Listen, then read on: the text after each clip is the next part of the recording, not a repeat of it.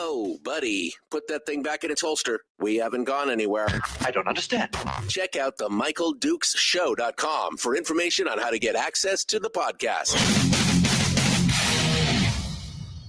Welcome to the party, pal.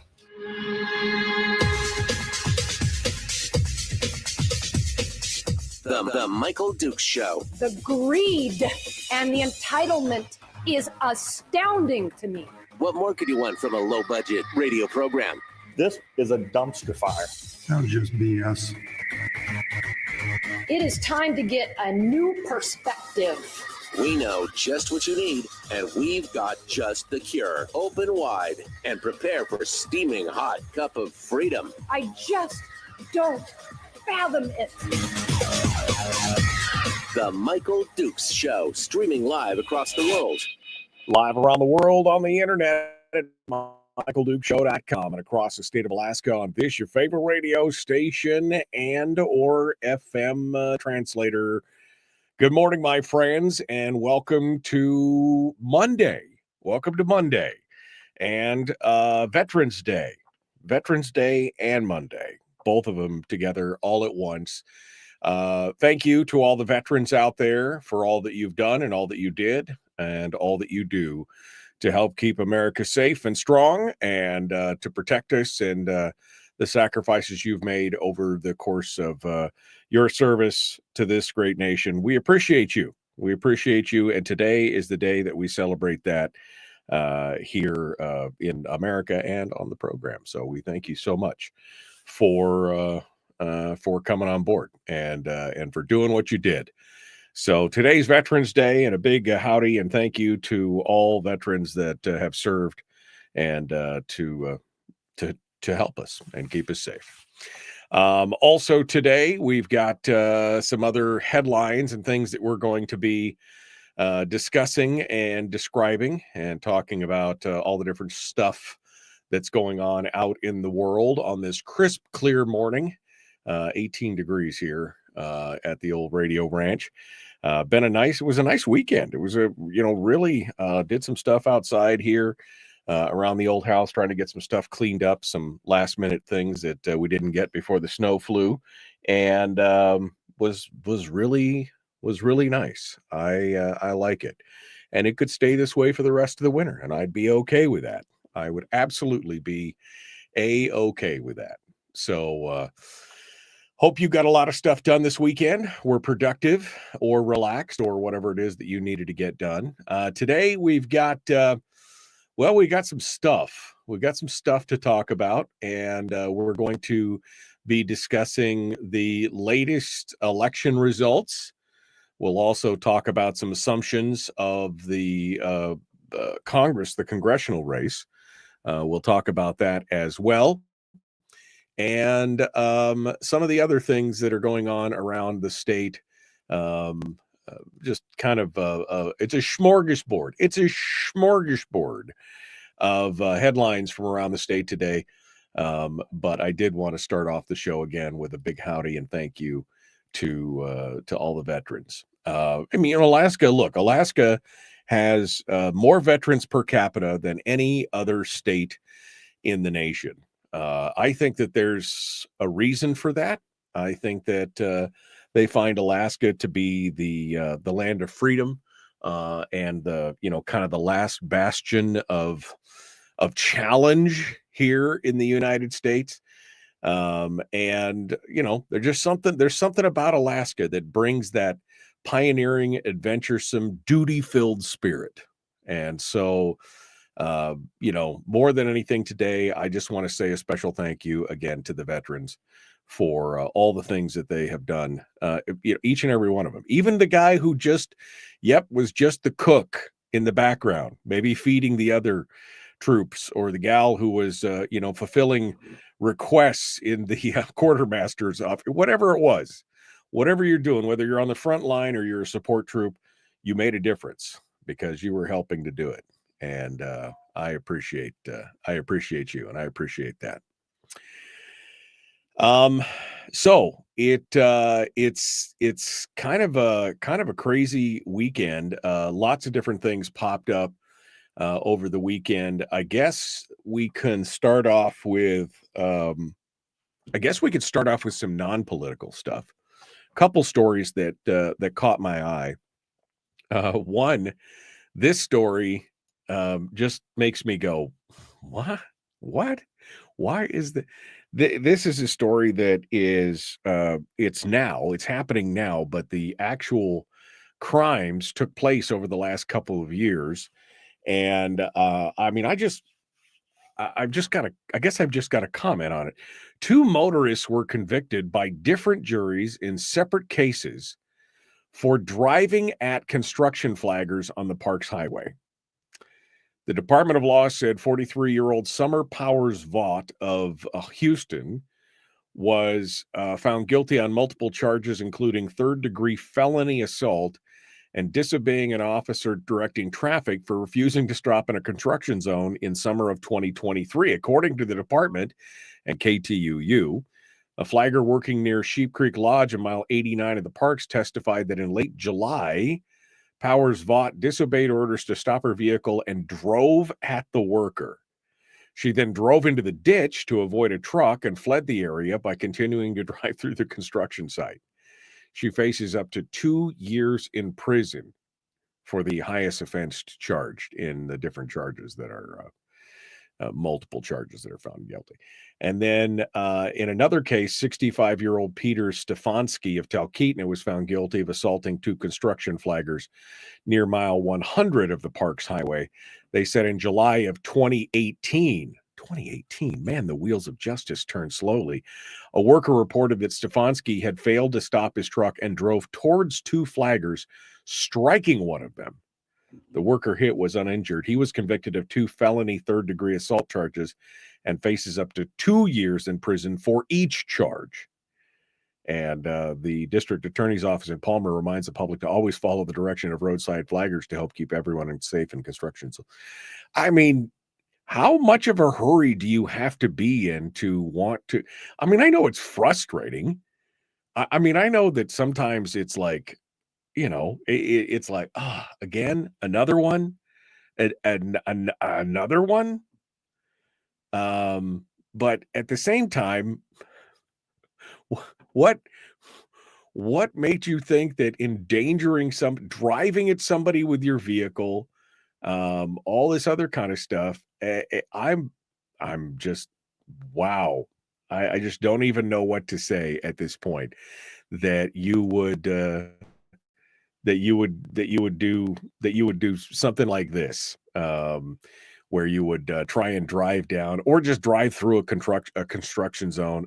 Again, I know it's frustrating, but this is that road rage. I don't know why that has become such a thing. We've all seen the videos on the internet of the road rage incident where people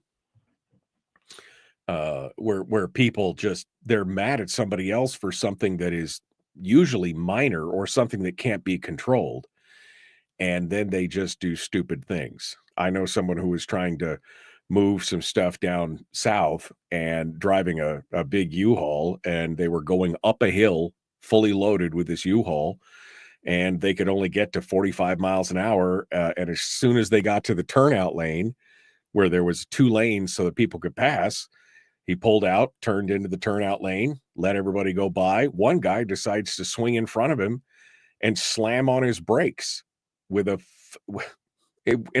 fully loaded U-Haul. And the guy, because apparently he didn't get over fast enough. And so instead, this guy's going to cause an accident with his little car as the U-Haul tries to drive up his tailpipe. Why? Because people they're jerks, I guess, some of them.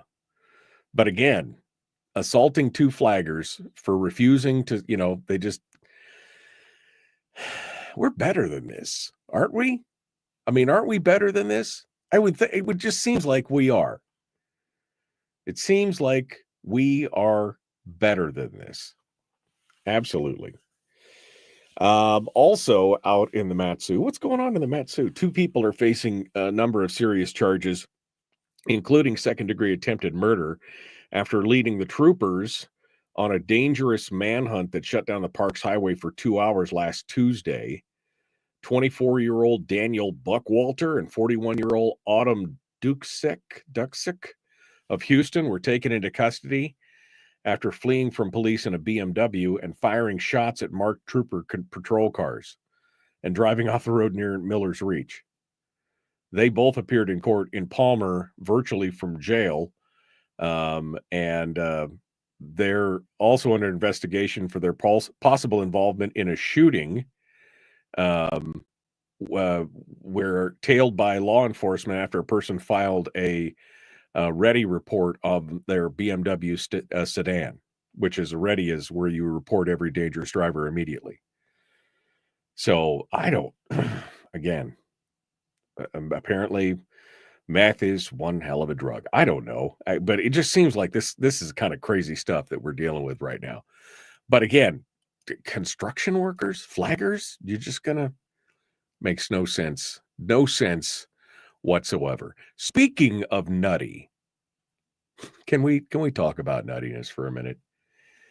Some Lathrop High School students this Wednesday will be standing in front of their school's entryway.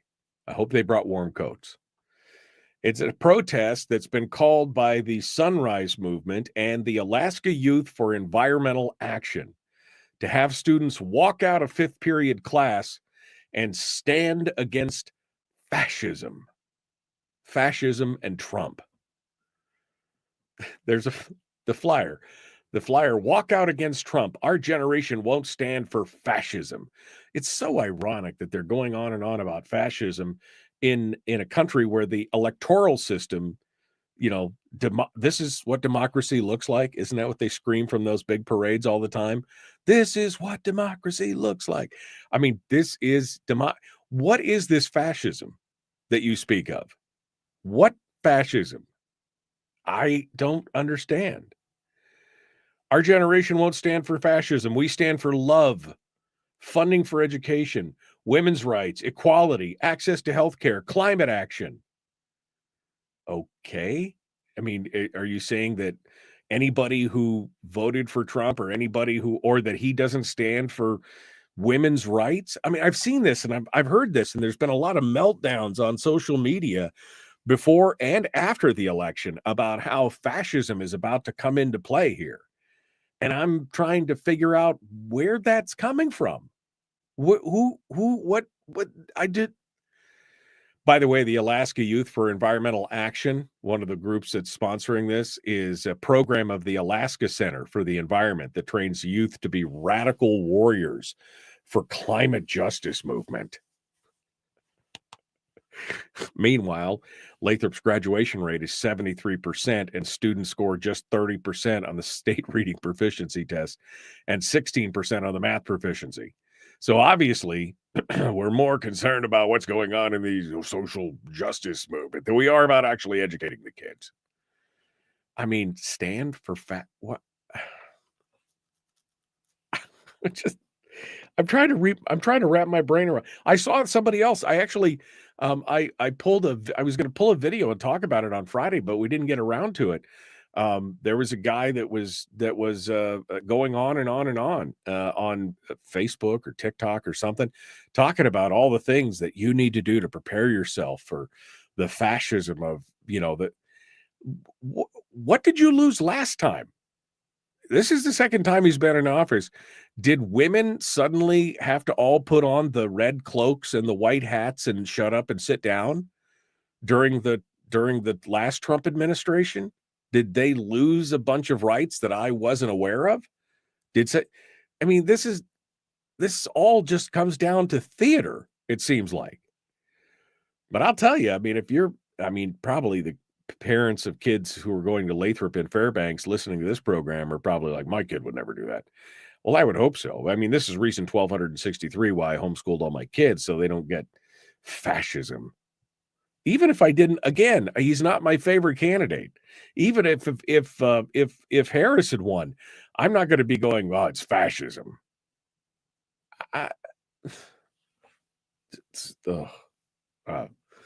Man, that feels like Monday. all over again right there. That feels like Monday in a nutshell. All right, we got to go. The Michael Duke Show, common sense, liberty-based, free-thinking radio. We'll continue with more in just a moment. Oh, I may open up the phone lines as well. We'll see. I got some other stuff to talk about, though. We will return in just a moment. Don't go anywhere. Back with more right after this.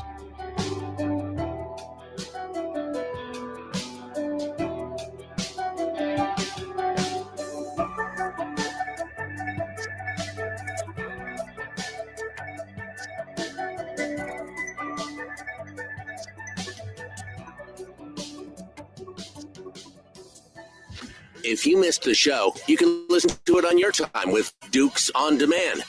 Oh, and it's free. Like America used to be. Streaming live every weekday morning on Facebook Live and MichaelDukesShow.com.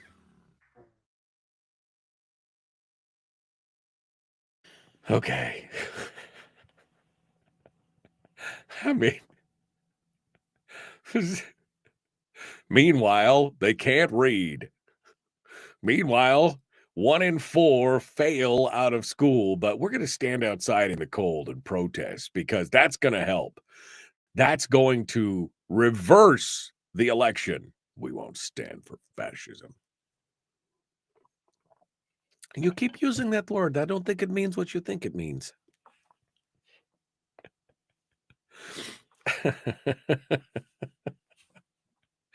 I mean, what?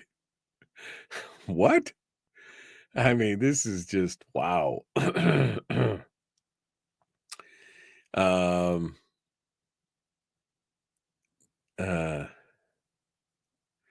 Yeah, I don't know.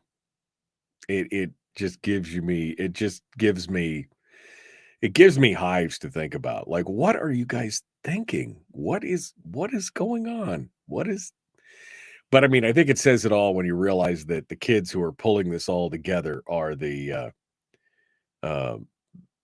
Alaskan Youth for Environmental Action.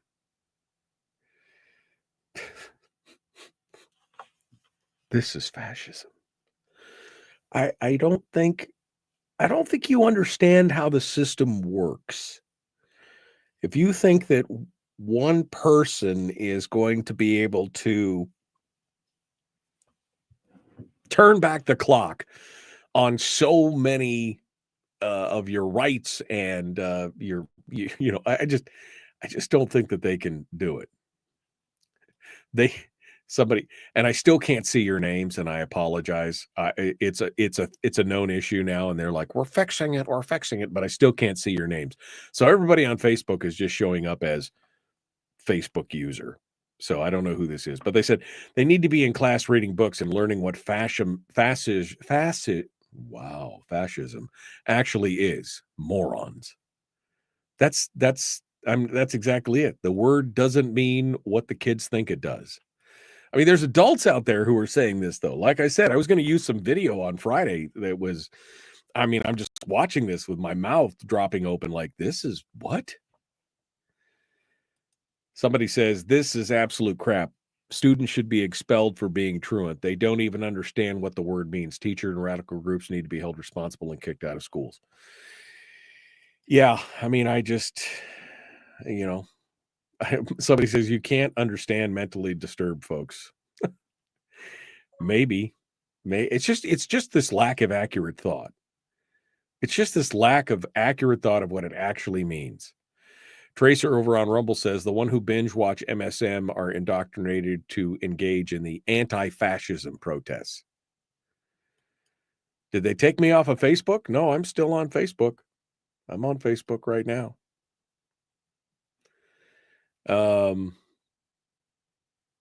Yeah. Hives. Yes, I break out in hives. Let's see.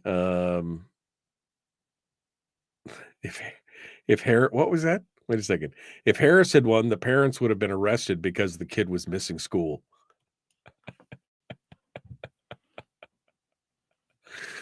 Oh man, that's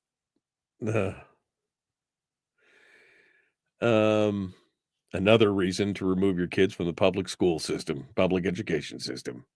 Yeah. It's just crazy. Joined late. What did I miss? I'm not sure who you are, but you didn't miss much. It's all good. Good morning. All right. I think we're all caught up on the comments. Again, if you want me to know who you are, put your name in as the first word of the comment that you're going to make, because otherwise I can't see who it is. It's just Facebook user. Oh, that must be Bill. Everybody says hello, Bill. So it must have been Bill who came in late. Shame on you, Bill. Why did you come in late?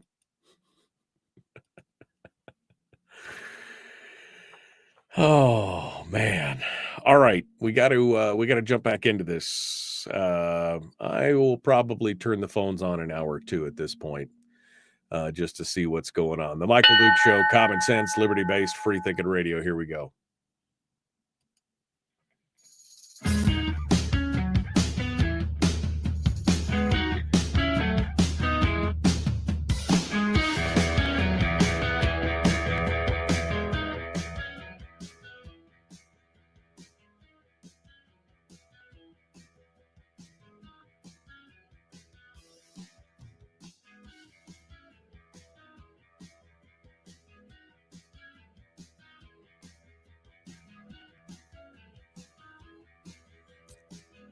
All right. Welcome back to the program. Thanks for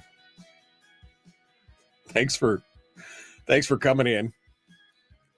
Yeah, I mean, I guess the derangement syndrome continues over the elections, over Trump, I guess. Again, there was a story, and somebody in the chat room just mentioned it. I think I mentioned it briefly last week. There's a story that a bunch of women out there who disagree with the election of Trump as president are apparently going to be shaving their heads and withholding relationships. They're not going to be engaging in anything, no hanky-panky, because Trump's in office. To which I thought, okay, you're removing yourself from the gene pool. Okay. I mean, if that's sure, sit it out for 4 years. If you want to become a monk-s or whatever, you're going to shave your heads and do the whole Susan Powder thing and not engage in relationships and not, okay. I mean, I guess does that mean we're actually winning, or is that a thing? I mean, it's one of those things. I don't know. I'm so frustrated by this lack of critical thought on any of these things. Even if you disagreed with Trump, and I've disagreed with Trump on plenty of things, but even if I had not wanted him to win, I'm not going to run around talking about how because fascism is a real thing, people. I don't know if, I'm sure probably listeners to this show know that, but fascism is a real thing. And a lot of people have been killed by fascism. I mean, like real fascists, real dictators, real totalitarian regimes. This is not it. As many blisters and warts and boils as we have here in America, and as far from the founding fathers' ideal of what we are today, we are nowhere near a fascist state. People still dying to try and get into this thing, right? People still dying to come into America. That should tell you. Not a whole lot of people dying to get into China right now, right? Not a whole lot of people dying to get into Afghanistan. So, yeah. There you go. I mean, yeah, millions of people have lost their life to fascism. And the fact that you're running around here acting like women are now going to be Handmaid's Tale, back of the bus, shut up and sit down, only used to breed like cattle. You have not been paying attention. And it's all hyperbole, right? I mean, the whole thing is just a rhetorical device to scare you. And people fall for it. It just says that one thing: people are sheep.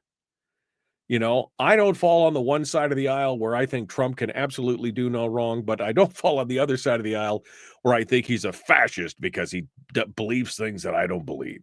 I think most people are in the middle, but there are people who fall on both sides of that equation. Both sides of that equation. Yeah, you want to be a woman who falls in the whole Handmaid's Tale thing. Have you seen how they live in Iran? Maybe you should head over to Iran and protest over there. Maybe that'll help you over there. Maybe, I mean, this whole LGBTQ movement thing about, how, oh, now everybody's going to be unsafe. Everybody's going to be, in what world? In what world is that going to happen? I mean, if you guys want to protest something, why don't you go over to, Iran or someplace else where Islam is the majority religion and see how they treat you there? I think, we've bbeen doing pretty good here on this, if that's what you want is freedom and equity, everybody's equal here. It's just, yeah, it's one of those things. It's mind boggling to watch. All right. But anyway, it feels bad because Lathrop is my alma mater, and it feels bad to watch this kind of stuff happen where these kids, you just want to shake them and go, do you even understand? Maybe you should go to a history class before you start throwing words like fascism around and read a little history. Maybe that's the class you skipped before you do this walkout. I mean, first of all, what is the walkout going to see? This is part of the problem. They're telling this generation that you just must do something, and that if you stand up and stand outside and shake your fist, you could feel good about yourself. I mean, it does nothing. It won't help anything. It's a walkout against Trump. Okay? So you're going to walk out. Is that going to change the national vote? No. Is Trump going to pay attention to some high school in Podunk, Alaska? No. Then what exactly are you doing? Is this kind of self-flagellation where you feel better about yourself because you get to go out there and stand outside and be a martyr? Is that what it's at? I'm suffering in the cold and you're chastising me, but I'm going to take a stand in my feelings. Really? Really? This is all part of that everybody gets a trophy mentality where I'm doing something, standing outside in the cold, and I won't stand for fascism. Of course. Do you know what that means? No, but everybody told me that it is, so it's okay. Okay. All right. All right. I mean, okay. Thank you for your virtue signaling. Thank you. Thank you for that right there. I mean, wow. Wow. They have a right, says Harold, and we have the right to tell them that they're misrepresenting the meaning of the word. They do have the right. I'm not arguing that but I mean, although in schools, is that the appropriate place to do it is my question there, first of all. But second of all, I mean, again, they just don't understand what the word means. They just don't understand what the word means. Okay. Anyway, I guess I'll get off that. I'm just so astounded, I guess, that this is going on and that somebody's actually going to stand. I mean, I would think that you'd be like, nope, you get detention and you get detention and you get detention and you get detention. Everybody gets detention. Go back inside. But probably not. That probably won't happen because how dare you stand?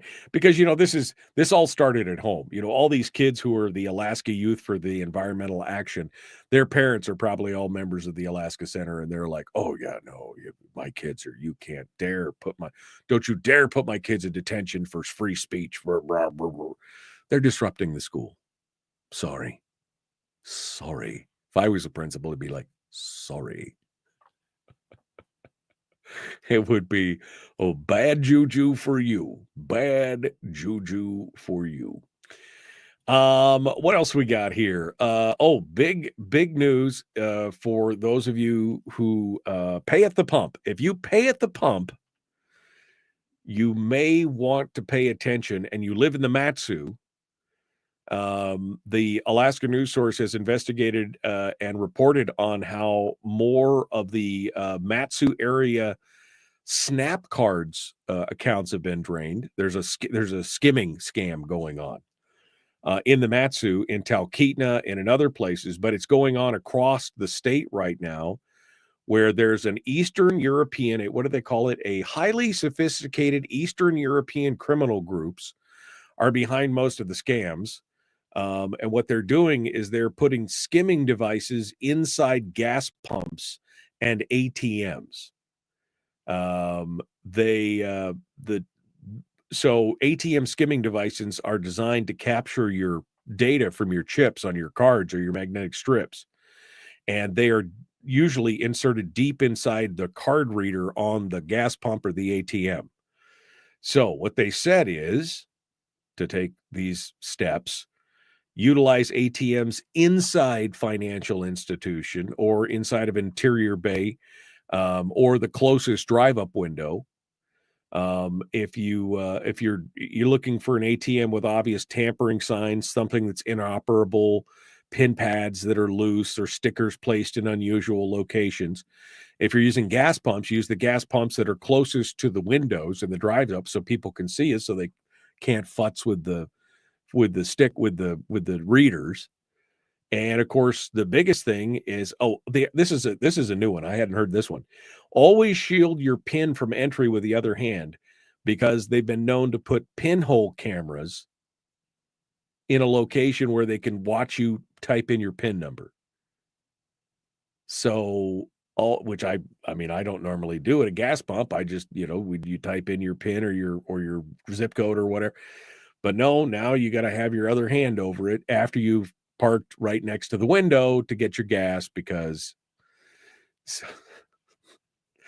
man, these criminals are so ingenuitive. As I've often said, if they just applied half the ingenuity that they put towards crime, they'd all be gazillionaires. But this is going on across the state. And of course, always watch your balances.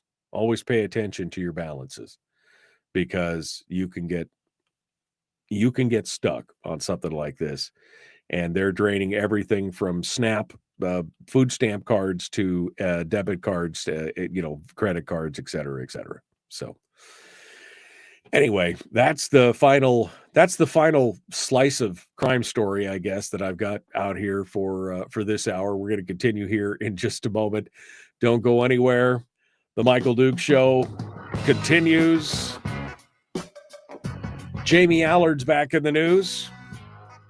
She's raising some concerns over ballots,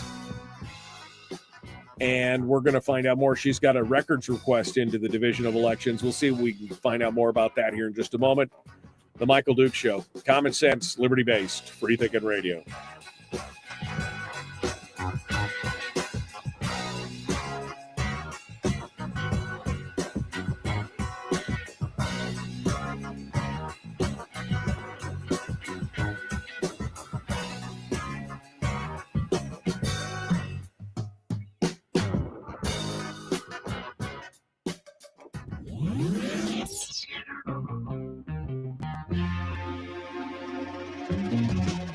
Running on 100% pure beard power. Oh, also some coffee.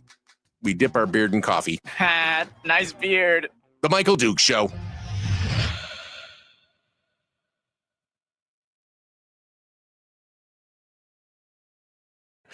Anthony said, so what you're really saying is, when I pay at the pump, take my long flathead screwdriver and ram it into the slot to disable the device. Got it. No. But hey, baby, you do you. You do you. Uh-oh, Harold's working up his brine recipe. Let your marinade marinate for a couple of. Harold's got a recipe: simple salt, Celery seed, sage, brown sugar, black pepper brine is good. Does it to taste. Let your marinate for a couple days before you dunk the bird. Okay. All right. I've never brined a turkey. I've never brined a turkey. I always just roast it. Although one year I did deep fry one. Ooh, that was exciting. That was exciting.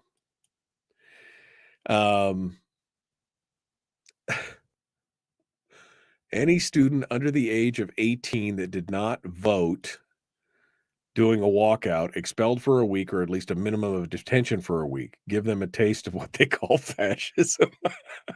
Yeah, if you want to give them a taste of fascism. And then caning, right? Then you do the caning on top of that. I mean, oh, bad. I'm going back here. Melody says just pay cash. Well, it's true. You could just pay cash. Then you got to walk into the thing, and then you got to say, I think I'm going to get this much, and here's this much, and then I'll have to come back in and get more. And I mean, I understand, Melody. Just pay cash. But at the same time, it's also like, that's what my debit card is. My debit card is cash, right? Sports players have the rights to kneel at the national anthem. It's a form of protest, said somebody. Okay, well, I'm great. I'm just saying they ought to understand what they're doing. That, what is fascism?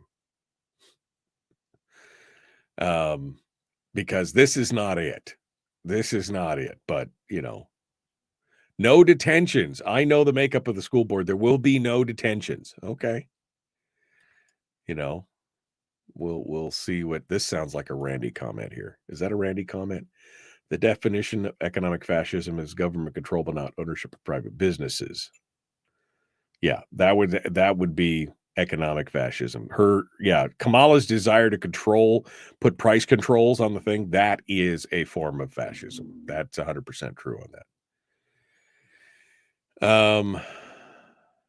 Tracer said, I wish that they could all go on a tour to the memorial to those World War II era European death camps.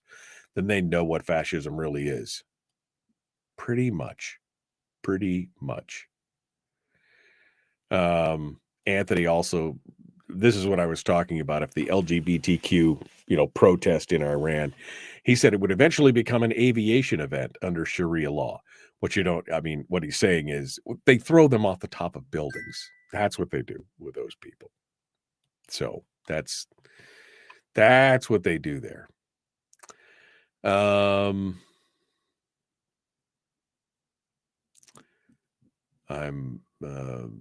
scrolling down here.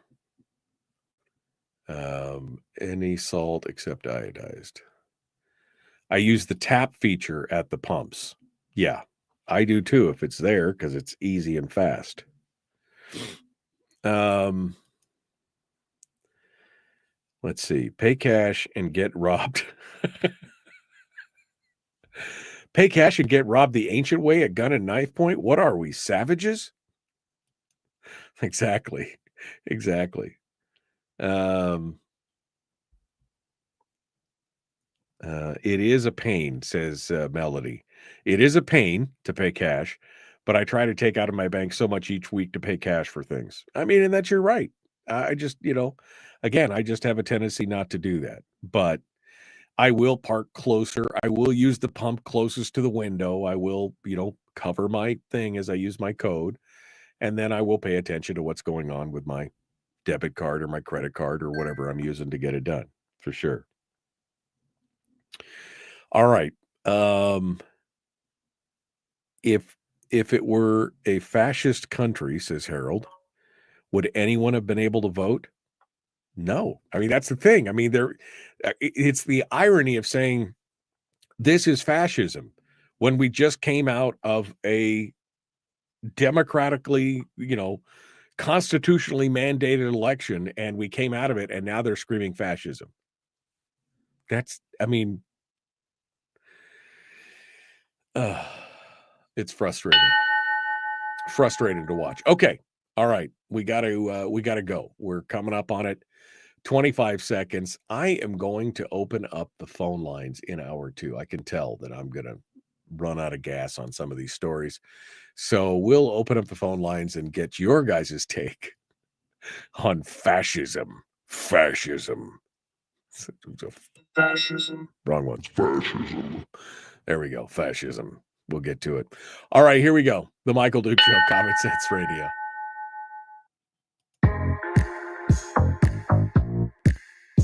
The Michael Duke Show. Not your daddy. Wait, sorry. Not your daddy? Ooh, not your daddy's talk radio. Huh. Whew. I was scared for a second. Thought we were going down. Here's Michael Dukes and the show.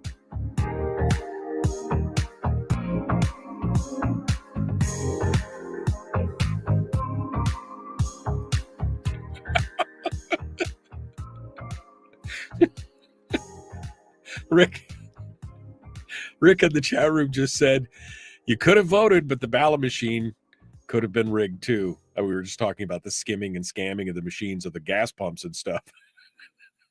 I mean, that's the thing, right? I mean, the whole digital age, everything is a problem. Everything is suspect at this point. It's madness, absolute madness. Well, Jamie Allard, state representative, is asking the Division of Elections about vote counts not yet finalized or made public days after the general election. Now, this is from Saturday. But she has requested public records from the DOE saying in a press release on Thursday that her request was specifically to the Divisions of Election Director Carol Beecher. She said she wanted, one, all communications regarding ballot transportation from all the precincts of Region 4 office in Nome, and two, all communications regarding the 13 precincts that at that point had not yet reported any election results. She attributed her request to the timeliness or lack thereof of reported election results, saying that after 48 hours, the state was still no closer to having solid, reputable vote totals shared with the public. She said that she stands by her statement in an interview with KTUU that the DOE is, quote, not fully up to the job, and ended by demanding transparency and expediency in publicizing election results. Now, Beecher, when asked by Alaska's news source to respond to the implications of Allard's request, described the logistical dilemmas involved with the vote count in Alaska, especially in rural areas. She said via email, the majority of the Region 4 precincts and several in Region 3 are hand count precincts. This means they do not have a scanner. First choice votes are tallied at the end of the election day by poll workers, and the results are called into the Region 4 office where they are documented and then sent to Juneau for reporting. Following the time constraint involved with hand counts, she cited the occasional connectivity issues or the potential for a precinct's inability to call in results immediately.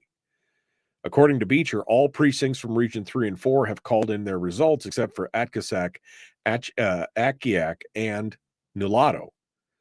Beecher explained the three precincts mailed their ballots to Juneau without calling in the results. So, I mean, what? I mean, what? They're supposed to call it. These people work for you.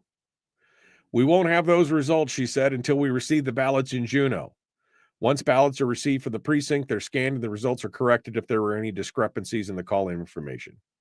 Reminding everybody that no results are final until certification. Allard said that she called the lack of results unexcusable. She says, this is absolutely unnecessary. We have one of the smallest populations in the entire country, and we're basically a national embarrassment because we're not getting the results when we should. I mean, we do have the smallest population, but we also have some of the most remote areas. So, I mean, I could see some of this. But if it's supposed to be you call after you've done your hand count and then mail the ballots in, but you've mailed the ballots in without calling, shouldn't somebody lose their job over that? Like, hello? That you had one job. Your job was to hand count them, call, and mail. I guess that's three jobs. But you didn't do the middle part. You didn't do the middle part of calling them in. This is raising some serious concerns about the division of elections. I mean, Beecher is fairly new to the position, and they've got some issues. They've got some issues over there for sure. Absolutely, got some problems. And it's interesting to see that there are other cries of things being wrong, According to Iris Samuels and Sean McGuire over at the ADN, there are 3 Western Alaska villages who appeared to favor third-party candidates in the presidential election. And the story goes on to talk about Aniak, Napiak, and Kipnuk. They said in Aniak, Cornell West, representing the Aurora Party, received over 50% of the first choice votes in the precinct. There was only 107 votes counted, and he received over 50% of those, 54 of the 107. In Napiak, the shows an anti-abortion activist, Randy Terrell, representing the Constitution Party, received 51%. And then in Kipnuk, Cornell West tied with Robert F. Kennedy Jr. for the lead, each receiving 50 votes out of 113 votes so far. Now, according to a local poll worker, in at least one case, the posted results appear to reflect an reporting error by the Alaska Division of Elections. The 3 remote precincts are the only ones in Alaska which neither Trump nor Democratic Vice Presidential candidate Harris have the lead in the presidential races. All but 2 precincts have reported some results as of Friday, with many more early and absentees set to be tallied on tomorrow. Carol Beecher, again, said in response to questions about the posted results that they are not official and could change as we get more information. Local poll workers are hand counting this, but in Alaska's, this is the thing, reached by phone Friday, Morgan Simeon, who serves as Aniak city clerk, said the results posted online for the precinct look like the wrong numbers. Morgan said, Harris has more votes in our village than Trump did. She operates the polling place for the first time this year. As a result of Friday's indicated ballots, Harris had only received 3 out of 107 votes, and Trump was in second place to Cornell West with 40 votes. She said she didn't write down the vote tally before mailing the ballots as required to the Division of Elections. She says, as an election worker, I think that's kind of frustrating because that's not the right numbers that we had in our village. So now you've got a question of who actually voted for who. I mean, who's good? What's going on? And then you find out that part of the problem might be, oh, gasp, the organization itself. Just days before the election, the one election worker who oversees voting in communities across the large swath of rural Alaska, that would be District 4, quietly left his position the day before the November 5th election, according to the State of Alaska website. This is the guy that was quoted last week in the early last week or the week before that about what was going on in the rural communities. Jeremiah Maya Angasuk was appointed earlier this year to the position which oversees voting in a vast area stretching from the Aleutian chain through the western and northwestern Alaska. But by election day, he was replaced by acting supervisor Monica Gang, according to the Division of Election website. He was replaced days after the Daily News reported that incorrect ballots were sent to several Southwest communities, resulting in at least 90 incorrect ballots cast. This was remember, this is when Bryce Edgmond voted for all those wrong judges and then didn't figure it out till later. Apparently, this was the guy who was in charge of this. Now, Beecher didn't answer any questions about the departure, said they don't discuss personnel matters. But this is the day before election? There is something bad. This might have been why they did not want. Remember Mike Shower and I have been talking about this report from the management office budget management, or the Chewbacca report. Remember that, where they were looking into the Division of Elections and all the problems and things that could be fixed, and nobody can get the report. Remember this report? Kind of ironic that this report that we've been trying to get for almost 3 years now is going on, and they have had an absolute train wreck at the Division of Elections this year. Just problem after problem after problem after problem. And yet we still can't get this report that had, I mean, it was a multi-page report with a ton of redactions, right? Redaction. What are they trying to hide? I mean, now you can see it on the outside. Now you can see that there's a train wreck going on outside of the Division of Elections. What is actually going on? The division has struggled to keep filled positions of Region 4 supervisor, which oversees most of the communities located off the road systems. Challenges in these communities are unique. It's often difficult to recruit poll workers. Getting ballots to and from the communities requires small planes and boats, and elections often require coordination with an intricate web of tribal, local, and regional figures. I'm not saying it's easy, but we've been doing it for a while now. You'd think we'd have some kind of plan or something in place, or, we would have chartered all the planes that needed to be chartered and hired all the people that needed to be hired. I mean, if you can't find poll workers in the areas, then maybe you have to fly some in. I mean, I'm just thinking. Anyway, there needs to be a reckoning. There needs to be some kind of analysis and after action review of what's going on at the Division of Elections. And I think a great place to start would be that report that Mike Shower was trying to get had been trying to get for all these years. The one that's all redacted that nobody wants you to read.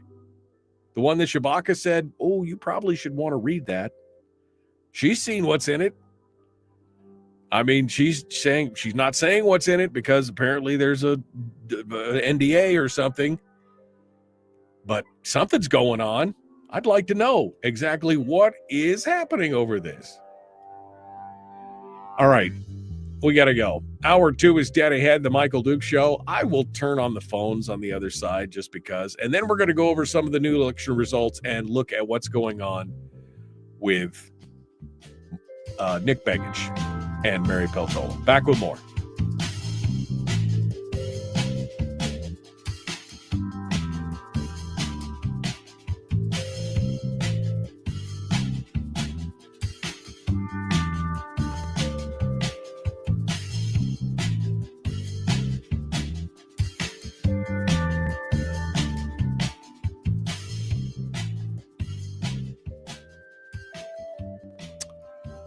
Well, okay, let me see what's going on. Isn't the lieutenant governor responsible for all this? Yes, she is. That's how we do that. I mean, this whole thing, this whole report that it's got to be 2 years at least that we've been trying to get this report and still not there. I mean, wow.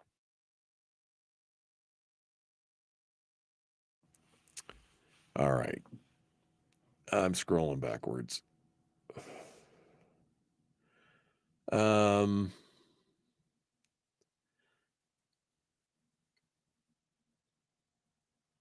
Yeah, there we go.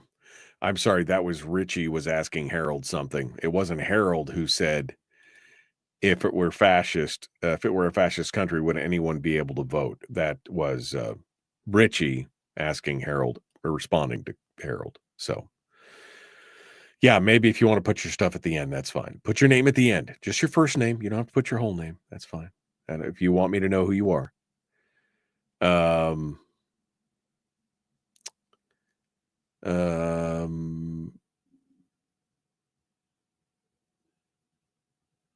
Yeah, okay.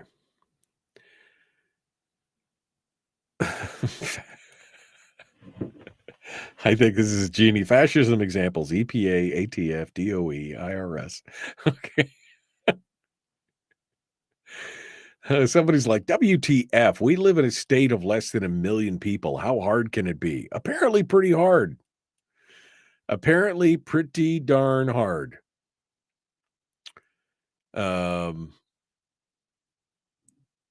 Shake Scooter's hand and thank him for the delay in the election results. Somebody said, yeah, exactly.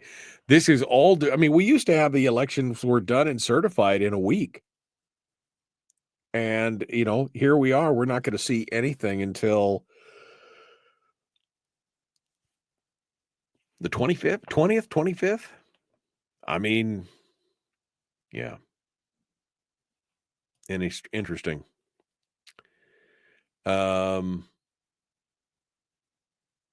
It's not over till we say it's over. They're correct.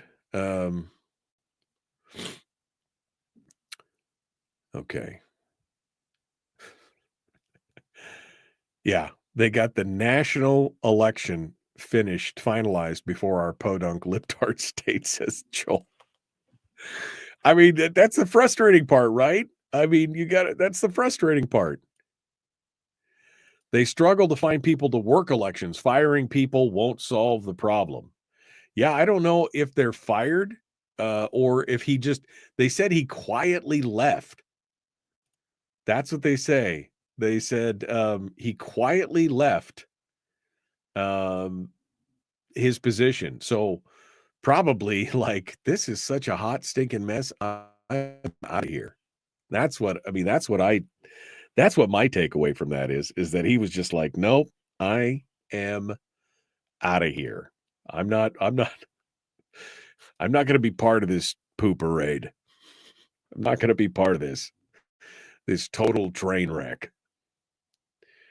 All right, let me turn on the phones and get the phones rolling for you guys in case you want to participate.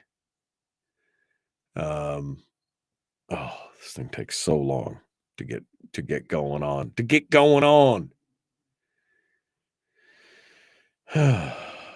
Okay. All right, we're going to get the phones jumped in. I'm going to push that down here, pull that down there. Okay. I think that's good. All right, we're going to join this here, and you should hear it. Thanks for calling the call-in line. Yep, that's it right there. Okay. All right, I got us all squared away. Everything's good. Phone lines are open. Look at that. 319-527-3864. 319-527-3864. If you want to participate, now is the time to do it. If you want to sound off and talk about fascism or everything else. All right. And none of the 3 villages can figure out how to turn in their ballots like we did. No, they did. But apparently they didn't call before they turned them in, or I don't know.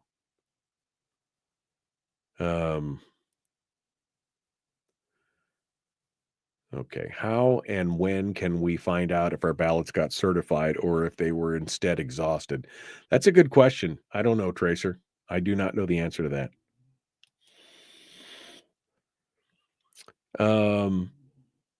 I have been told that they fly poll workers into Fairbanks a few times a year. Into Fairbanks? You can't find enough people in Fairbanks to watch their polls. I mean, I can understand some rural villages, but I mean, if you can't get volunteers, you could hire some people, right? I mean, you could hire some people in these villages.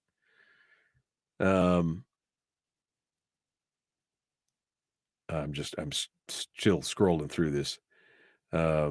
Nancy's greatest act of public service was dropping out of the House race. Yeah, well, she needed to because she had to pay attention to what was going on in the division of elections.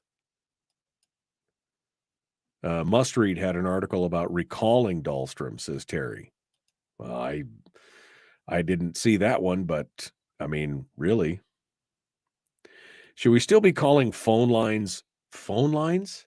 That's a good question. That's a conundrum. All right, here we go. The Michael Duke Show, Common Sense Radio.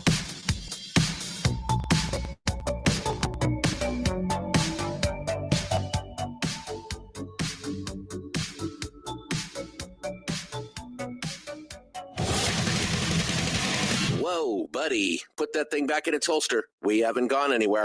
I don't understand. Check out the MichaelDukesShow.com for information on how to get access to the podcast.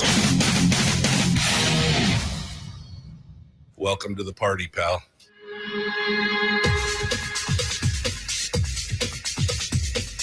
The Michael Dukes Show. The greed and the entitlement is astounding to me. What more could you want from a low-budget radio program? This is a dumpster fire. That's just BS. It is time to get a new perspective. We know just what you need, and we've got just the cure. Open wide and prepare for a steaming hot cup of freedom. I just don't fathom it.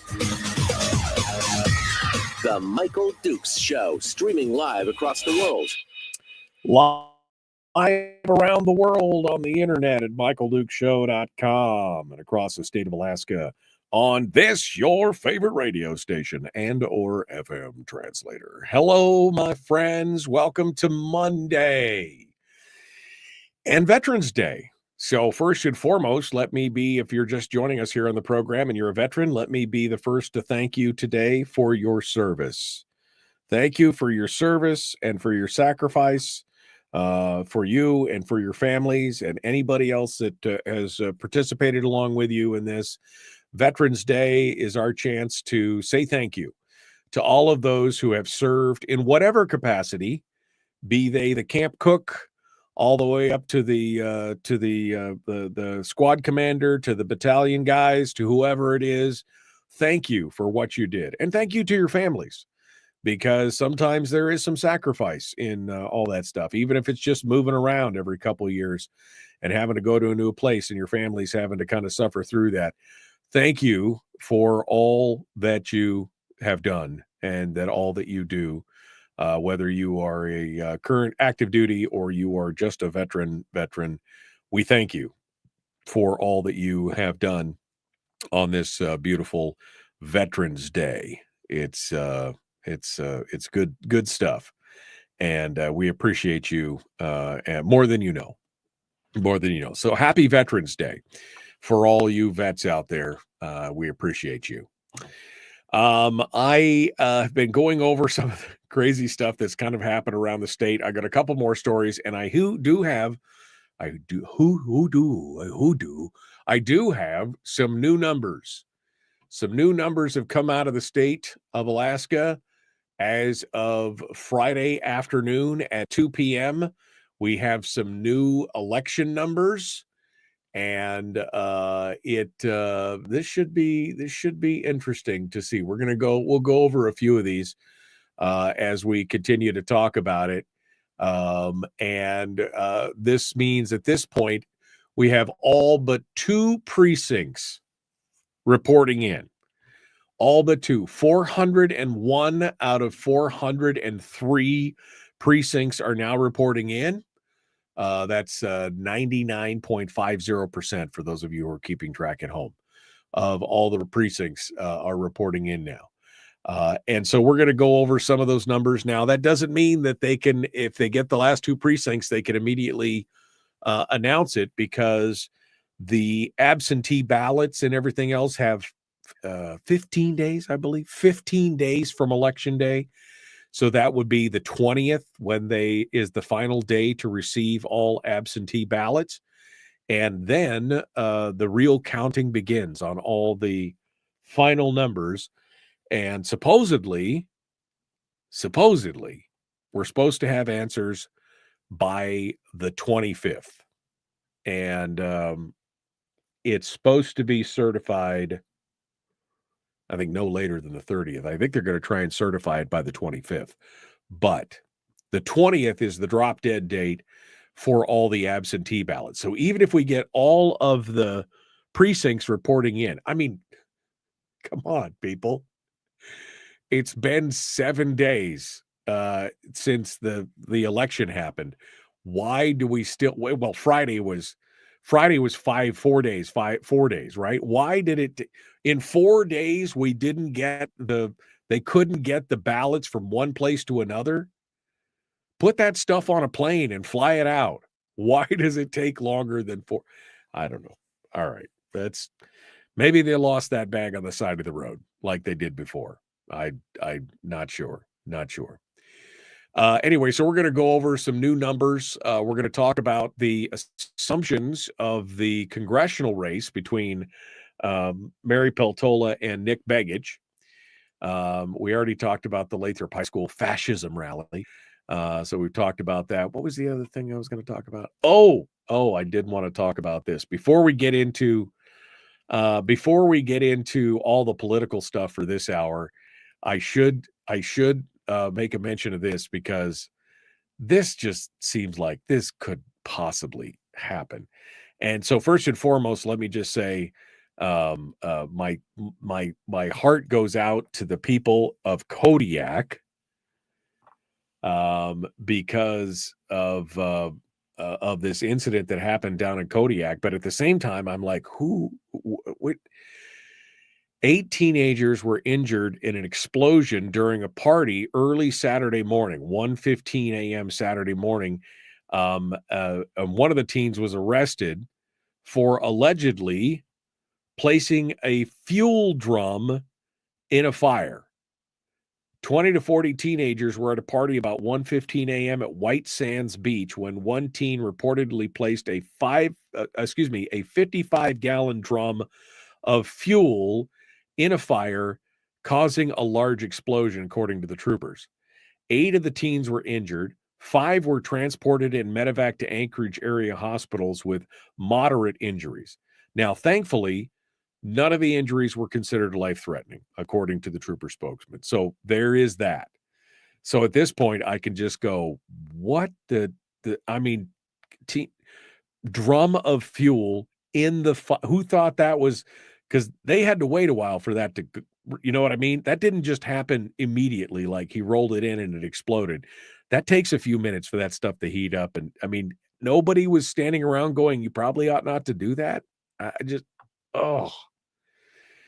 The teen was arrested and referred to the Division of Juvenile Justice. Most of the party were high school age. Further details weren't available. They're still interviewing witnesses and investigating the incident yesterday. And they're asking anyone who attended the party or had firsthand information to contact the troopers. But I mean, it's a fire and it's a fuel drum. Who thought that was a good idea? I'm so glad that nobody was killed. And I'm so glad that the injuries were not life-threatening, although they're fire injuries, and that's not pleasant. I'm sure even non-life-threatening injuries are probably unpleasant. And the fact that they had to medevac 5 kids to Anchorage from Kodiak ought to tell you right now that was not good juju. But our thoughts go out and our hopes and prayers go out with the families there, that these kids recover quickly and that they've all learned the valuable lesson of don't let anybody with fuel get near a fire, because that is just wow. Just wow. I read that and I was just like, I played with fire a lot when I was a kid, but even I knew not to put any sealed container that held fuel or had previously held fuel near a fire. That's not a good idea. Not a good idea. All right. Well, let's go over some of the numbers here, or get a start, I guess, on some numbers that have come in from the Division of Elections. Now that the 401 out of 403 precincts have been have reported in. Let's get started. Let's get started on this here, and we can take a look at this real quick. Most of these are not going to change. Most of these numbers are not going to change anything. But we can look and see that, the president solidified his position 55.5% for Trump in the state of Alaska, 40% for Harris. Kennedy almost pulled a full 2 share, even though he backed out weeks ago. He pulled almost it was 1.7% of the overall vote. 4,300 people voted for Kennedy, RFK Jr. The big race, of course, is the U.S. House of Representatives. And again, these numbers are from 1:51 p.m. on Friday. That's the last update from the Division of Elections. Right now, and we were thinking that maybe, just maybe, that Nick would have eked over the 50 percentile mark, which would have meant that there would be no second round. There's no, if you go over 50%, there's no ranked choice tabulation. They don't go to your second or third choice votes. But right now, with 401 of 403 precincts reporting in, Nick Begich is at 49.45%. That is his total right now. Mary Peltola at 45.45%. So 4 points difference between the two, which equates to roughly 10,000 votes. There's 10,000 votes different between Mary Peltola and Nick Begich. Now, ironically, John Wayne Howe, who is the AIP candidate, remember the PACs out there were doing this bang-up job of all advertising that you didn't want to vote for Nick Begich. They were targeting men, remember? You don't want to vote for Nick Begich. You want to vote for John Wayne Howe, as a way to try and split off some of those votes. Well, the thing is, I don't think a lot of the second place John Wayne Howe voters are probably going to vote for Mary Peltola. Now, whether they voted for Nick Begich or not is another question. But I don't think that people who voted for the AIP candidate are probably going to vote for the Democrat, because those things are kind of diametrically opposed in many ways. The AIP people that I know, the Alaska Independence Party people that I know, definitely, probably not going to vote for the Democrat. They may vote for Nick Begich, but probably not Mary Peltola, and definitely not Eric Hafner. So what does that mean? Well, if those votes are exhausted, it doesn't hurt Nick. He's, again, 10,000 votes ahead. And John Wayne Howe received almost 10,000 votes, 9,880 votes. So if they go for him, or if they just stop and exhausted the ballot and didn't vote for anybody, that's looking good for Nick. Now, Hafner's people, and by Hafner's people, I mean somebody like me, because I ranked Eric Hafner first. Why? Because I could. And because the Goodbrooks Institute said that most of the time it was the second place vote that won the thing. And I'm like, okay, I'll vote for Hafner first. And then I vote for Begich. So, and I know that there's at least 3 or 4 people in the chat room who did the same, because they've told me so during the last week or so. And so some of those votes for Hafner were protests as a way to basically tell the Dems, you guys shouldn't, you guys are all about the ranked choice voting, and then you go to court when it penalizes you. And that just made us mad. So we all voted for Hafner first, knowing that he would never win, but knowing that our second place vote for Begich would then tally up. I'm wondering how many other people did that. How many other people? Because I know I did. I know Brian did. I think Joel said the same thing. There's 3 or 4 or 5 people in the chat room who did that. How many other people came up with that idea to vote for Hafner first and then vote for Nick Begich as a way to just kind of put the protest in? But even if Peltola got all of Hafner's vote, there's just no way. 10,000 votes different almost. So, and even if she got all of John Wayne Howe's votes, which I think it's an improbability, if not an impossibility, she still would barely have enough to break over the top. And I mean, she would have to have 100% of the vote to make it work. So we're going to have some deeper analysis on this. Suzanne Downing over at Must Read Alaska wrote a piece on this that we're going to go through and talk about this. But we've also got the phone lines open. If you would like to sound off, we'd love to hear what you have to say this morning on any of the topics that we've touched on, including the election and the ranking and the fascism at Lathrop and everything. Anyway, feel free. 319 527-3864. 319-527-3864. If you would like to sound off, we'd love to hear you this morning.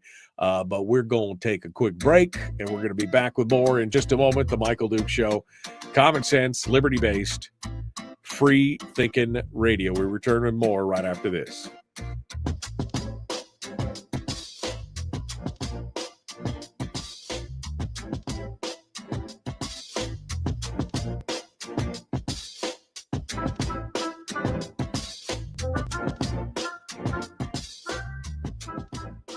We're broadcasting live through a series of tubes, allowing all of these entities to provide streaming stuff going on the internet. Well, it's kind of hard to explain. Sorry. Streaming live every weekday morning on Facebook Live and MichaelDukesShow.com. Okay. Joel said, I bullet voted. He said, I only promoted Hafner because it was funny, and there's no way I could have voted for him. Well, I did, and I know Brian did, because, I mean, again, I was just like, well, this is my only chance to really use ranked choice voting to my advantage, right? I did the same thing for the presidential election. I voted for the Libertarian candidate, number one. I voted for RFK Jr. for number two because I was pissed at the way that he was treated by the rest of the establishment. I didn't agree with everything he said, but I agreed with some of it. But the way that he was treated was really irritating to me. So I voted him number two, and then I voted Trump number three. There you go. I got my licks in. It's the only time that I'm going to be happy being able to rank choice vote. And yes, we're going to talk about ranked choice voting and everything else here in just a moment. But again, phone number to call if you want to sound off, 319-527-3864, 319-527-3864. Somebody just said, so Nick could still win, I think he's basically saying 50% plus one. I don't know if you're going to, I don't think that statistically, I don't know if you could make it. Maybe with the absentees, I don't know how many remaining absentee ballots are still out. Maybe with the absentees, but again, when you look at Nick's numbers there, he's at 125. So he would. I don't know how many absentees it would have to be, but it would have to be because Hafner is 2,492 votes, is almost a full percent. So that means that there would have to be. That Nick, to get over that half a percentile mark there, because he's at 49.45, he'd have to get about 1,300 extra votes. He'd have to get 1,300 extra votes to be able to 1,400 extra votes to go over that. And that's assuming that, so that means it'd have to be even split between he and he. So there have to be probably 3,000 votes that haven't been counted yet for him to go. Now, is it possible? Yeah, it is possible. It is possible because they're saying here 253,000 votes, but there's 257,000 votes that were ballots that were cast. So that's roughly 4,000 votes different. Could it happen? Maybe, but we'll see what's going on. A lot of you said I didn't cast any second choice votes. I just voted one person per position. And that's fine. That's fine. I mean, if you wanted to just bullet vote, that's fine. Melody said the same thing. I only ranked one in each category. That's fine. I just wanted to have a chance to be able to use it in a way that they didn't intended. They did not intend. I wanted to be ungovernable at that point. That's what I wanted. I wanted to be ungovernable. And I was able to use it. The Hafner was like my version of walking out during fifth period. It's true. There you go.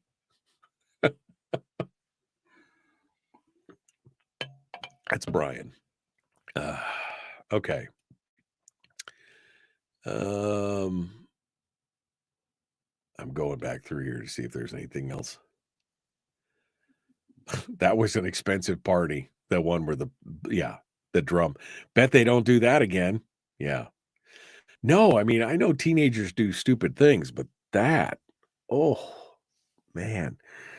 I know what we'll do. Let's throw. Only thing would have been better is, hey, look, I got this box of live rounds. Let's throw them in the fire and see what happens. That would have been the worst thing that could happen, right? Worse than what they already did. That's just, oof. I got a case of ammo. Let me throw it in the fire and see what's going on. You do have to admit when you figure out how to use ranked choice voting against them, it is pretty cool. You're not wrong, Rick. You are not wrong, my friend. Here we go.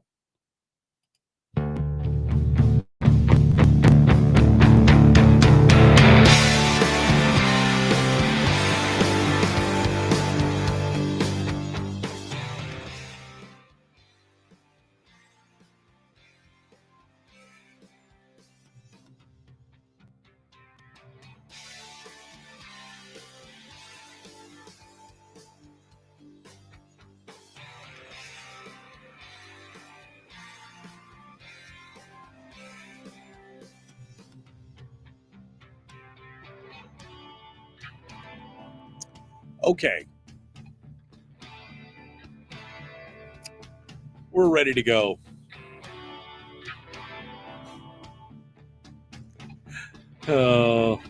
I know live ammo just goes poof, but could you imagine throwing it next to a barrel of fuel? That's what I'm saying. That would have been ugly. Projectiles everywhere. Projectiles. All right, we're continuing our discussions now on the candidates and everything else. Somebody just asked me about the ballot measures.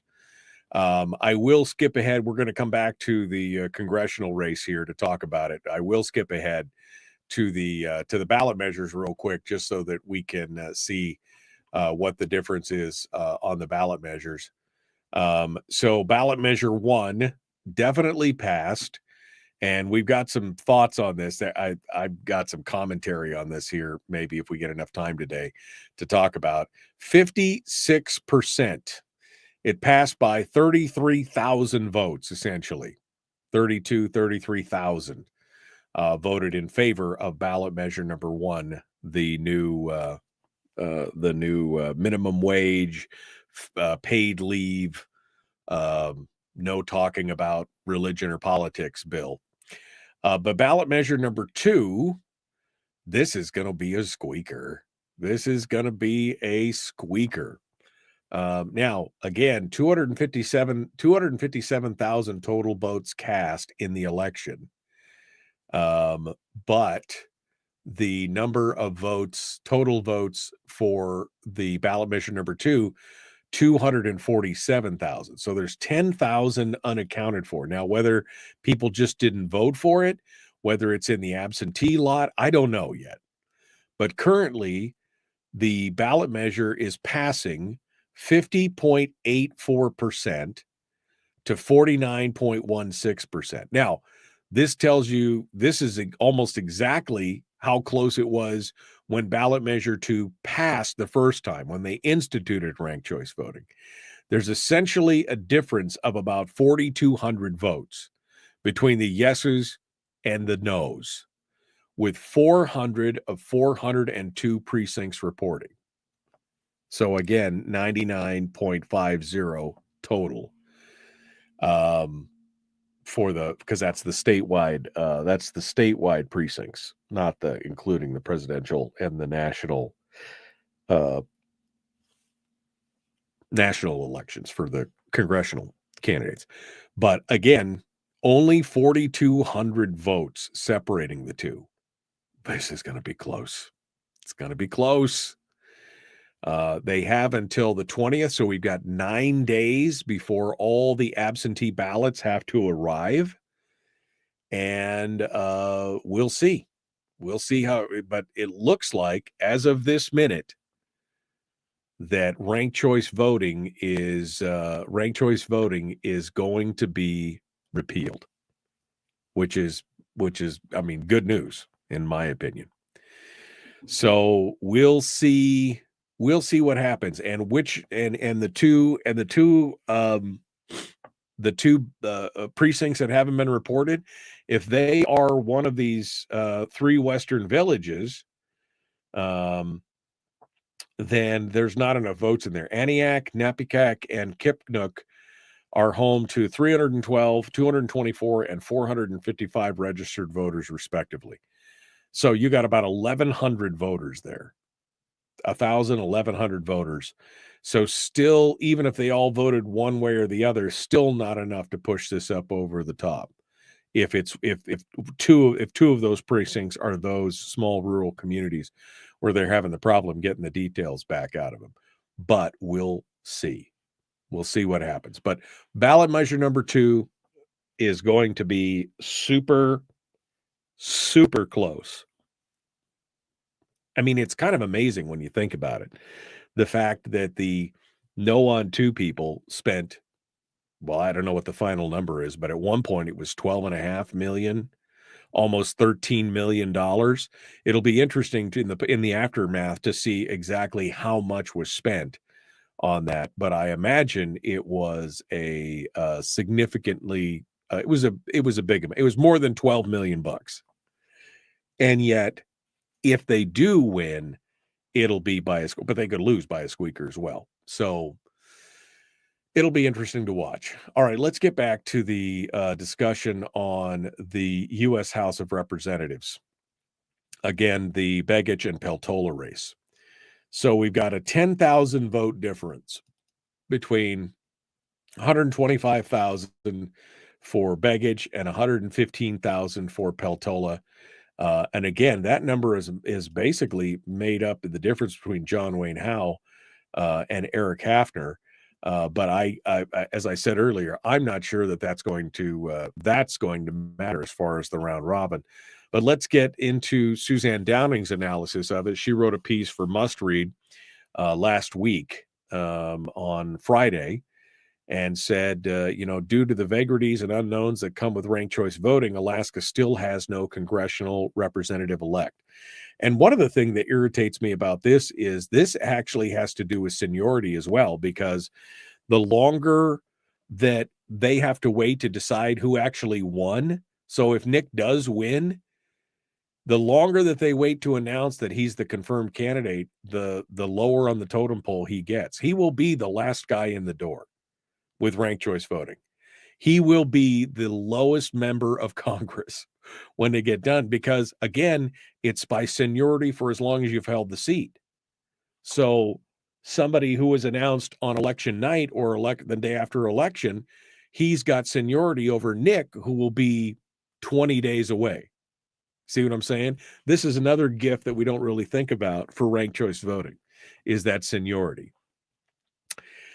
Suzanne Downing goes on to say, assuming all the remaining absentee and early vote ballots are going to break out by district, the way the existing counted vote has gone, that would mean Begich would receive 40% of the 25,000 as of yet uncounted absentee votes. That doesn't mean Peltola will get 60, because there's still third-party candidates John Wayne Howe and Democrat Eric Hafner. Using the same assumption, that uncounted votes will reflect the pattern of already counted votes. Begich will get 53% of the remaining 22,000 early votes. Those two numbers would mean Begich could see as much as 4,000 of his current 10,000 vote lead erode, but he would still be the leading candidate. That would mean then lead to a ranked choice scenario designed by the minions of Lisa Murkowski, Scooter Kendall, etc. And in that process, the second votes of Eric Hafner and John Wayne Howe would be distributed. Some will be exhausted ballots with no second or third place choice.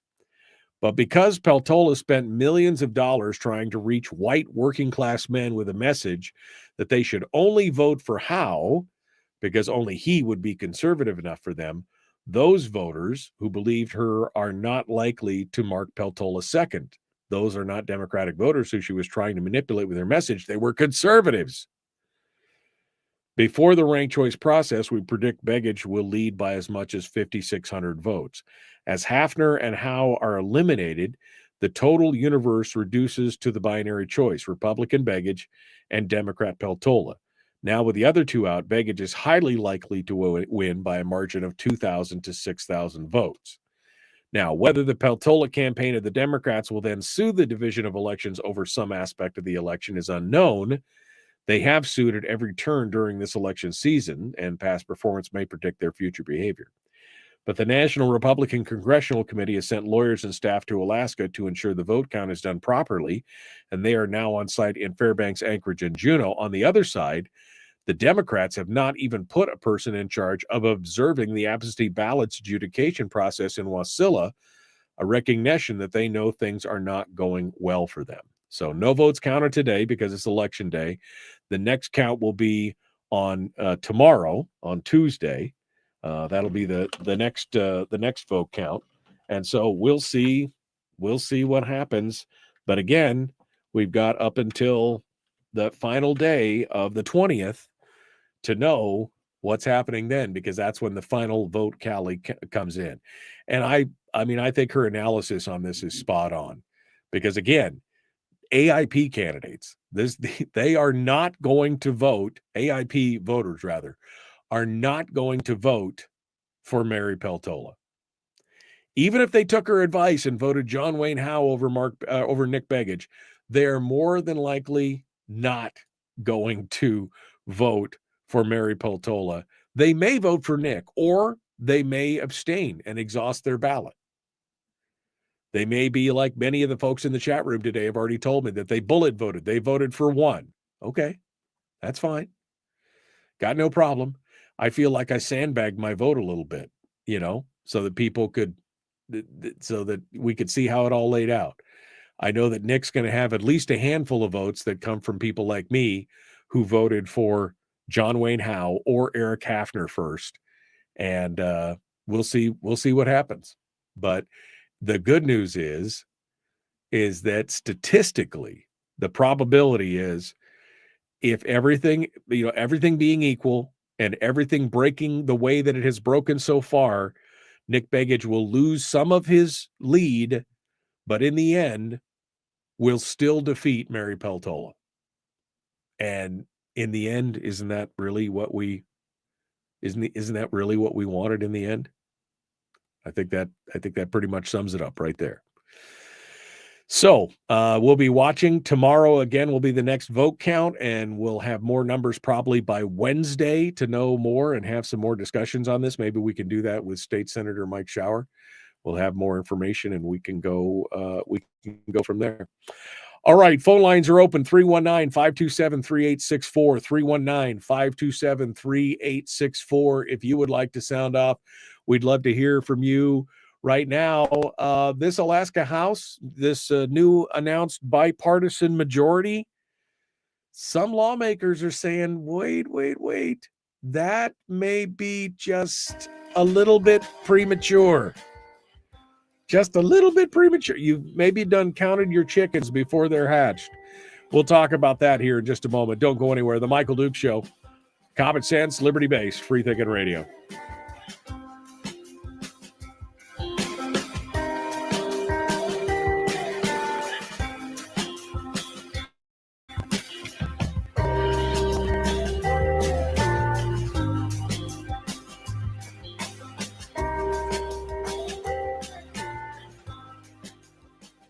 If you missed the show, you can listen to it on your time with Dukes on Demand. Oh, and it's free. Like America used to be. Streaming live every weekday morning on Facebook Live and MichaelDukesShow.com.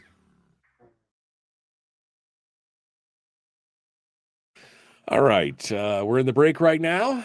Let's see. Anthony's like, look, man, I vote with a Crayola. Keep it simple for us old infantrymen. You know, you're not supposed to eat those, man. Okay? I'm just saying. I know that's hard for you to understand that, but do not eat them. Purple ones are delicious, though. Just saying. Terry said, if Alaska is stupid enough to keep ranked choice voting, I might have to move to Idaho, where they defeated ranked choice voting by 68%. I could see that. How many people voted no on the ranked choice voting, not knowing the terminology of the question? But whose fault is that? I don't know who you are that said that night, but I mean, whose fault is that? I mean, come on. Our responsibility is to know what's going on. I mean, whose fault is that if they don't understand? And I know I talked to a couple of people who were like, well, I thought it was and I'm just like, okay, you're an idiot. I mean, I love you to death, but you're an idiot if you didn't figure this out ahead of time. It's important. Why would you step into the voting booth and go, well, I didn't read any of this stuff and I didn't do any of my homework or research. Then just don't vote on it if you're not sure. Just don't vote on it. Anthony said his favorite flavor is brick red. Hoorah. All right. Let's see. I hope they overcounted their chickens, or we'll be done, or we are done, says Terry. Yeah, ignorance is bliss. Reminds me of that scene from The Matrix where Joey Pants is eating the steak and he goes, I looked at all this stuff and realized this is all just computer generated, but you know what I realized? Ignorance is bliss. As I get into the cattle car, ignorance is bliss. Oh man. Fat Ray says the Lathrop thing just illustrates that the root cause of our academic problems are the parents. In my day, the hell to pay at home would have squashed any such stupidity. Well, I guarantee you that probably many of the parents are encouraging them to do this. There's a whole generation of people out there, Fat Ray, who are basically saying, I've got a virtue signal. I've got to do this. I've got to have, it will make no difference. This is a protest against fascism. Again, forgetting about the "this is what democracy looked like" chant that they supposedly did before. I'm sure the parents are involved in this. I'm sure parents I'm sure parents are involved in this. Somebody said Michael also made safe votes. We pretty much knew the president. It is true. It's true. I did make, on my ranked choice thing, I did make safe votes. There's no doubt about it. But again, it was my way to protest because I knew what the president, and I knew that Hafner, when I voted for Hafner before Begich, I knew that Hafner was not going to win, but I wanted to at least get into that second round of voting. That's what I wanted to do. I wanted to get into that second round for sure. Yeah, Brian says, I didn't read it because I was too busy protesting fascism. I didn't read all that extra stuff because I was busy. I was doing my part, protesting fascism at the high school.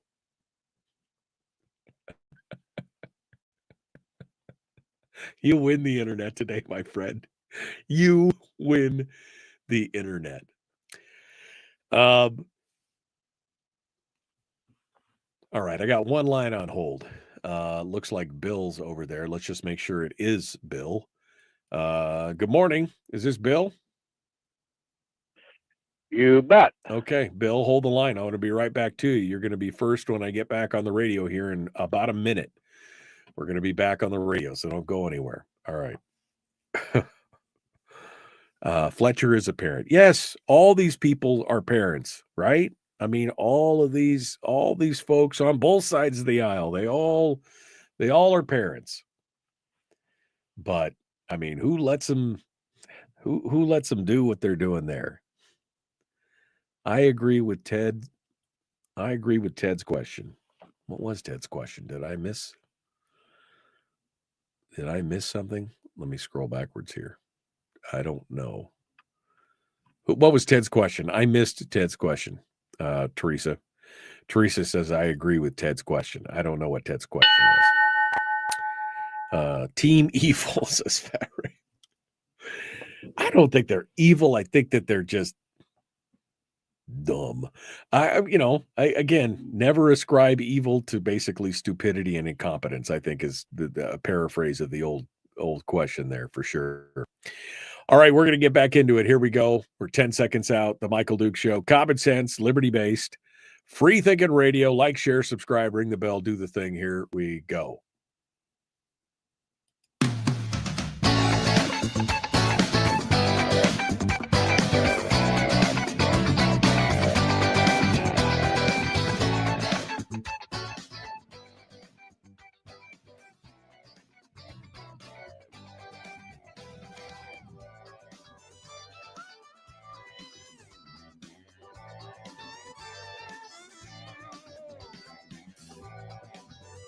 Okay, let's continue on here. We got one final segment of the show this morning. Tomorrow, Brad Keithley, Chris Story. Chris is going to come on board a little bit early to give us some of his election analyses. So we'll talk about that. Meanwhile, we got, before I get into my final story here for today, I got one line on hold. Bill's on the line. Let's see what Bill has to say this morning. Good morning, Bill. What are your thoughts here today? Yeah, in my senior year of high school, I took a course called Recent European History, and in this course, we ended up discussing all the major isms of the 18th and 19th, 20th century, and one thing I eventually came to the conclusion of is all of these totalitarian systems basically are pretty much identical to each other outside of the window dressing. Each group has its the Bolsheviks had their street rabble that set Russia on fire. Okay, the Italians had their black shirts, and the Nazis had their brown shirts.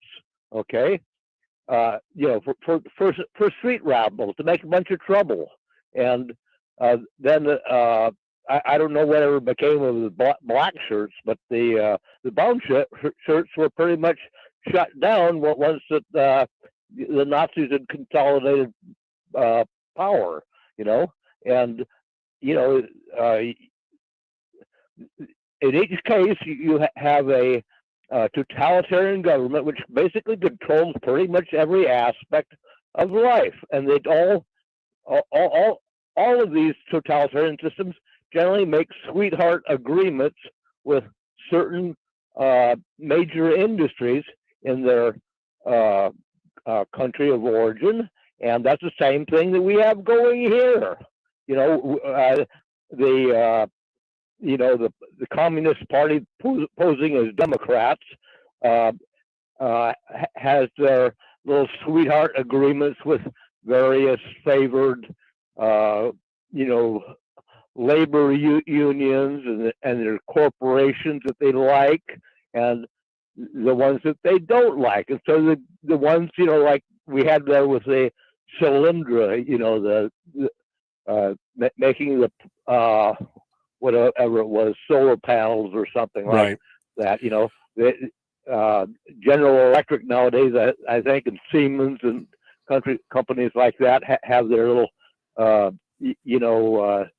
portion of the action with the windmills, whatever they call those things. Right, wind turbines. Yeah, but I mean, let me say this, Bill. I mean, that's the word I was looking for. I agree. Yeah. I agree with you that all the flavors of ism, communism, fascism, socialism, totalitarianism, they all are basically flavors of the same thing. Basically, one strong person or group of people in control. In many cases, they either make, like you said, make deals with industry or they nationalize the industries and they take it over themselves, and the government runs those industries. Now, here in America, there are some troubling parallels when you've got government in bed with some of these industries. The defense industry is a big one that I think about all the time. But there are other industries, but we're not to the same level of totalitarianism or fascism or socialism. I mean, there are some people that want to move us in that direction for sure, but I don't think we've gotten to that level yet. Do you? I think we may be a whole lot closer than we ever imagined ourselves to be. Think about COVID. That was basically used to kill a lot of mom and pop and small corporations in favor of big ones. In other words, a lot of small hardware stores were made to fold up, but you could go and get your hardware items at Home Depot or Lowe's. Well, okay. Yeah, okay. And our aviation industry, and it's largely defense oriented, is basically all fouled up because we've allowed the aircraft industry, aerospace, if you want to call it that, to basically become a little handful of corporations that get all the contracts. But during World War II, there were scads and scads of these companies in aviation, right? And they had somewhat of a shot, at least at the beginning, of all becoming contractors. Yeah, instead of consolidating them down into major industries that are all beholden to government. I mean, I agree with that. Those are bad things. I just don't know if they reach the level that we're talking about of, that totalitarianism or that the socialism or whatever we're talking about, whichever ism we're talking about. But yes, I mean, it's a troubling trend. I agree with you on that, Bill. Yeah. Well, see, we're paying something over $100 million a copy for F-35s. And, if there was competition in the industry, real competition, then we'd probably have a few more choices. Well, that's where we get the $6,000 hammers. And what was the latest one? The latest one was a soap dispenser for one of the planes that was anyway, it was $100,000 for a soap dispenser or something. I mean, that's where we end up getting those kind of things. And yes, that is definitely troubling, Bill, for sure. But I don't. The F-35 was such a fouled up program from the time of its inception. When what do they call that? When those requests for report. Right, RFP, right, yep. They call that RFP. Went out there in 95. The first F-35s kind of went operational. They're maybe late in the 90s, over there in Iraq and Afghanistan. Well, the F-35s didn't go operational until the early teens. But yeah, I mean, it took the program run way over. It was a $700 billion program by the time the whole thing's said and done. So, I mean, it definitely, and not only that, but the technology tends to be so, what should I say? The technology is shifting so fast over that 20 years that they have all these different variations of the F-35, and it's a major hassle for the Air Force to acquire the right replacement parts and so on to keep those planes serviceable. Yeah. So they have something upwards of a 50% of the I don't know what you want to call it, a fleet, or all F-35s taken together. They have basically a situation where half of them can't fly on a given day. Well, that's obviously not good planning, Bill. It's obviously not good planning. But again, I don't think it. I don't think it. I still don't think that we are as bad off as many of the isms that you talked about, and especially what was going on in Europe during that time. But it is troubling to see some of these corporate cronyism things that we see out there, and it's something we need to continue to peel back against. Bill, I got to go. I appreciate your call. Thank you for sounding off today. I've only got a couple minutes. I want to get into this just a little bit. I'm sure Brad will get into this tomorrow. But we were talking about the House legislators who announced the day after election that they'd already formed a bipartisan majority coalition. Kathy Tilton was the first to say, I think it could be premature because we've got a couple different seats that could flip that majority. The seats in District, was it 14, 16? I'm trying to remember which is the seat for District 18 with Cliff Groh and David Nelson. Groh is only ahead by 28 votes. And there's about 560 outstanding ballots yet to be counted. So that seat could flip. The other one is Ted Eichscheid against Stanley Wright. Stanley Wright and Ted Eichscheid. That race has 111 votes between the two of them, with again with 1,000 ballots still outstanding. So those seats could flip around, and there could be a change in that North Muldoon seat as well. So if those two seats flip, then it's a whole new conversation. But what I found really interesting in this article from the ADN, and we're down to the last minute here, is the fact that two people said that they would be interested if they'd be open to the idea of joining the new coalition. One was Will Stapp from Fairbanks. Will Stapp said he was open to the idea of joining the new majority coalition, but he'd not been invited yet. Okay, Will. And the other one was Jeremy Bynum, who flew up to Anchorage and met with all those people, but said he hasn't made the decision yet. Look at these Republicans. If they just stick together, maybe we could, I don't know. But Stapp, that was concerning. We'll see what happens with this. Tomorrow's another day, my friends. Be kind, love one another, live well.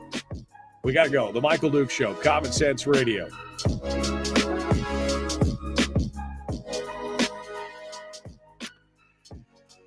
Yeah, Andrew Gray was giddy. I would say it's just very happy meeting, a jubilant meeting where folks were excited about the prospect of a new philosophical bent in the legislature. A new pro-government, pro-spending, pro-big government bent. I'm excited. And then Will Stapp said, well, I'm open to joining, but nobody's asked me yet. Okay. All right. Well, there you go. Will Stapp. Interesting. We'll see what we'll see what's going on. We'll see what happens in the future on this. All right, we got to go. We will continue this tomorrow, guys. Thanks for coming in and joining us. The Michael Duke Show, common sense, liberty-based, free thinking radio. We'll see you tomorrow. Have a great day.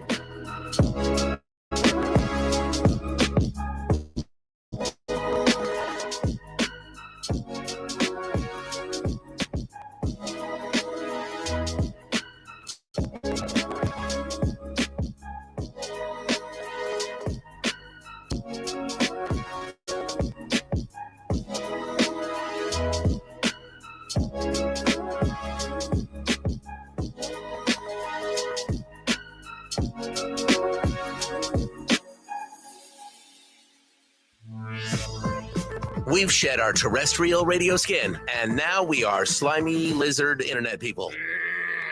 It's the Michael Duke Show.